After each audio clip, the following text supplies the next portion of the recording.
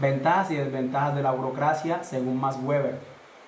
La forma de organizar realizando la precisión, velocidad, claridad, regularidad, exactitud y eficiencia por la división de tareas, de la supervisión jerárquica y detallada de las reglas, de las regulaciones, se denomina o es llamada burocracia.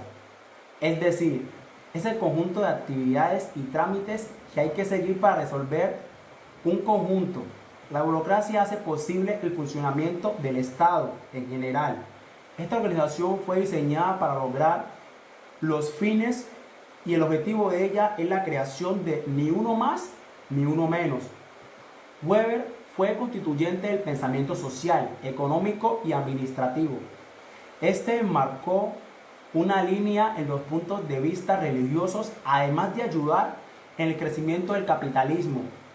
La burocracia, además de eso, nos permite que las normas sean vistas por las autoridades competentes y se ejecute con precisión basadas en los procedimientos y estatutos, reduciendo así el más mínimo error de ello y haciendo los procedimientos sean más confiables, verídicos y aún más transparentes.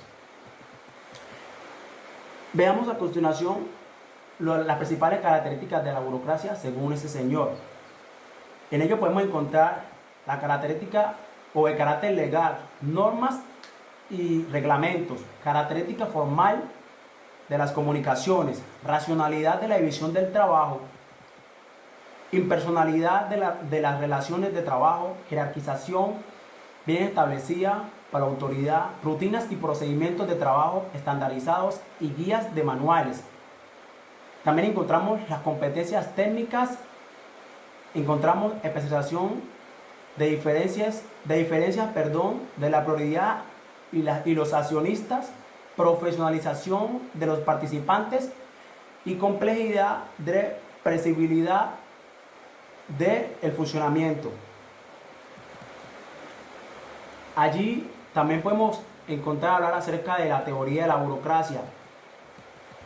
Yéndonos a ese entonces, nos dice que se originó a raíz de la necesidad de organizar las empresas de acuerdo a su tamaño, complejidad. Surge a raíz de que esta aumentaba al pasar de los años, buscando así, la meta de ello es la búsqueda de un modelo racional que abarque todas las variables y los comportamientos de los participantes, que no solo sea en las fábricas, ¿sí?, ni en los operarios, sino de manera general en todo el entorno o el área empresarial.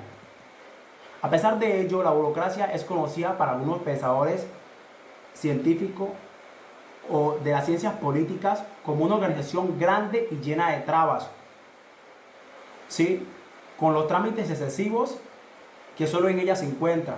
Esta organización solo asegura un comportamiento y los componentes de los empleados, teniendo así de que el comportamiento de ellos sea imprescindible mediante la organización de todas las actividades laborales.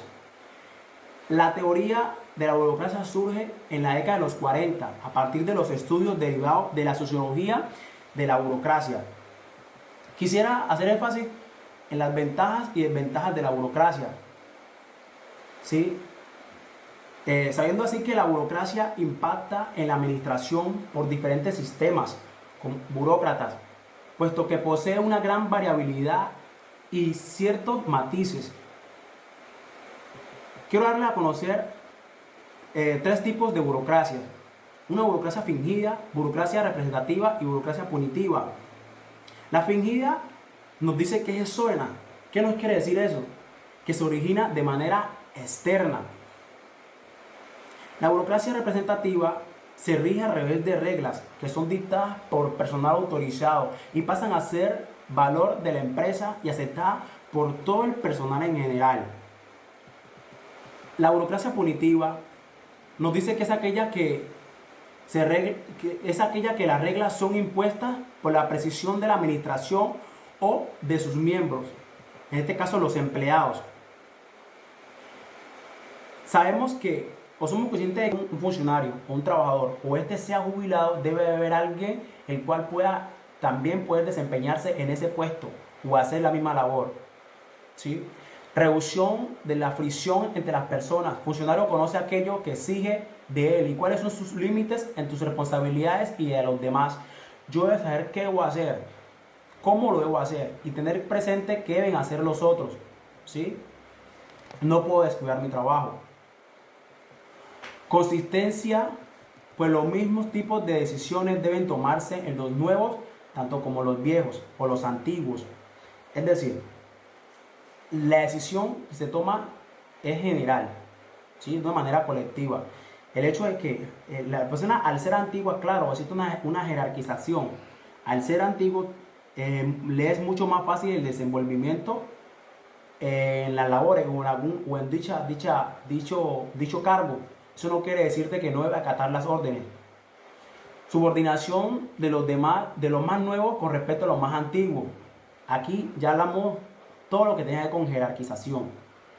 Confiabilidad en el negocio es conduciendo de acuerdo a las reglas conocidas.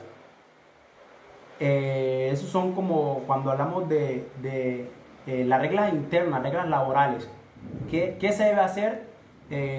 Más bien, decirlo así, derechos y deberes como tal de funcionario.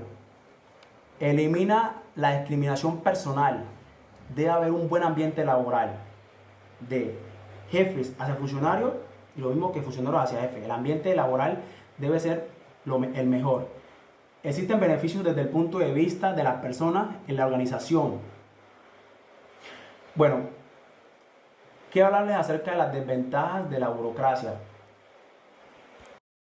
Sabemos que, o somos conscientes de que el actual administrador tiene claro y debe acatar la administración y saber que la administración tiene reglas claras y procedimientos estructurados o estructuraciones, aunque algunos piensan que los esquemas son rígidos y un tanto pesados, con la autoridad o que la autoridad son absolutos.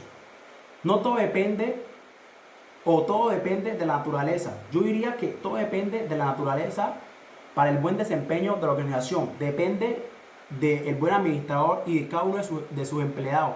Es decir, el desempeño es de una manera individual, pero el resultado es colectivo. El cargo indica lo que realmente hay que hacer y cómo debemos hacerlo. Ventajas de la burocracia. Allí encontramos que la racionalidad en la relación y el logro de los objetivos en una organización son metas que se trazan y hay que cumplirlas. También podemos fijar que la precisión de la definición del cargo y la operación. El cargo, como les decía, el cargo indica lo que hay que hacer. Mas, sin embargo, no podemos ser ajenos a que cada uno debemos de conocer cada uno de los procedimientos de la empresa y cómo resolverlo. Rapidez de las decisiones, pues conoce qué hay que hacer y quién debe hacerlo. Los que les decía anteriormente. El nuevo administrador debe tener la capacidad de crear, de implementar, ¿sí? De trazar nuevas metas para el buen desenvolvimiento de la organización y llegar a la mesa trazada. Universidad de interpretación garantizada por reglamentación específica y escrita. Aquí encontramos lo que en base a los permisos, nóminas, vacaciones, recursos, quejas, todo eso. Sabemos que todo va por escrito. Uniformidad de rutinas y procedimientos que favorece la estabilización y la reducción de costos y errores. Tratar de hacer el trabajo bien, de que quede el más mínimo error, de tal manera de que todo sea éxito. Continuidad de la organización a través de la sustitución del personal que se retira. Ningún trabajador debe ser indispensable. Todos debemos de saber qué hay que hacer, y en el momento en que se despide ya para culminar, le daré a conocer las desventajas de la burocracia. ¿Sí? Entre estas encontramos la interiorización de la norma y exagerado apego a las reglas, acceso de formalización de papeleo, resistencia al cambio, despersonalización de las relaciones, jerarquización con base del proceso de decisión, superconformidad con rutinas y procedimientos, exhibición de señales de autoridad y, por último y no menos importante, dificultad en la atención a clientes y conflictos con el público. ¿Sí? ¿Qué nos quiere decir todo esto? Las buenas relaciones laborales, la buena atención a los clientes y sobre todo buena proyección y compromiso con nuestras metas. Muchísimas gracias.